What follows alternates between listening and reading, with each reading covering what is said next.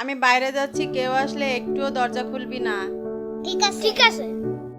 লা লা লা লা লা, কি মজা, আজকে বাসায় যেয়ে ঘুমাবো।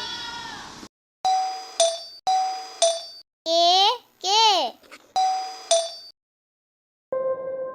আব্দুল্লাহ, মনে হয় চোর আসছে, কি করব? কি চোর? দাঁড়া দেখাচ্ছি মজা। হি হি হি, ওরা মনে হয় ভয় পাইছে। কে কে? হাই হাই, আই বলো আটকাই রাখছে।